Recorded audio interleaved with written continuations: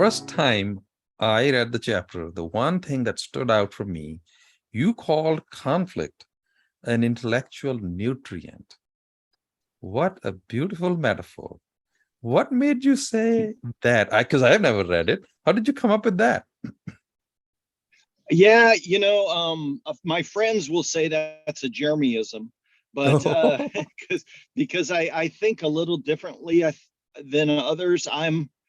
Nobody in my family ever graduated from college, so I sort of came from this very educated, uneducated mother, and that really helped me think outside the box, think of potential and possibility rather than, sort of restrictions and anchors. Mhm. And so when I thought about intellectual nutrient, think I think there's so much untapped or unmined conflict that Mhm. leaders are avoiding, that it Mhm. consumes this huge amount of energy. And Mhm. if you think about people that, aren't healthy, it's often they're consumed by either worry or other kinds of negative effects on their life. And when I say negative, it can be something they couldn't control. It could be cancer that's Mhm. consuming their resources. It could Mhm. be a drug addiction. It could be anxiety.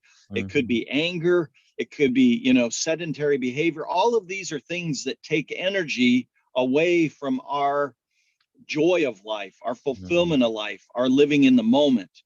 And Mhm. so I see conflict as sort of opening things up so that they're in the day of light of day.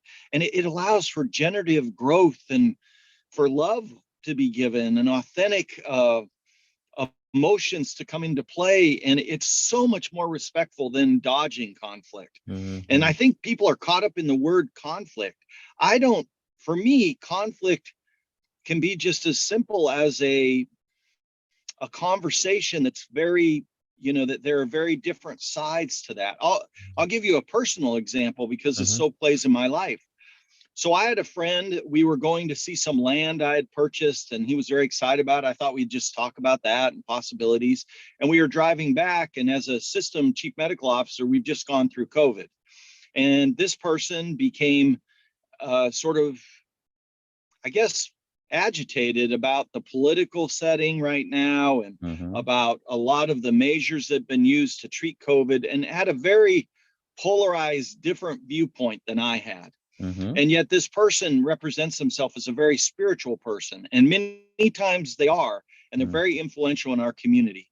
And so Mhm. I listened and I listened and I listened, and we got to the end, and this person had described isolating themselves with a group of other people, having enough food, having enough water, having enough gas, having all those things to be able to survive if our government were to fall apart or something like that. So it was a pretty powerful conversation. Intense. Mhm. And as he finished up and I listened to him, I said, his name, can I ask you a question? And would you be comfortable with me asking you a challenging question?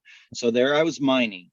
I was seeing, Mhm. okay, is this a place that we could have a constructive part of the conversation? And he said, yeah, I'd appreciate it. And I said, how do you align isolating yourself with your spiritual beliefs of loving other people? Uh, And it was silence. I mean, when people put on those crickets, it was crickets, and you could see, oh wow, I have a disalignment. And that wasn't me trying to be right. That was, I had listened and listened and listened to understand, not Mhm. reply. And I tried not to apply judgment, although I probably had somewhat. I mean, I'm human. Mhm. But it Mhm. was really, I loved him enough to ask him the most important question in his core values. Was he honoring the core Mhm. values that he opines? Mhm. And my take on it, and possibly his, was no.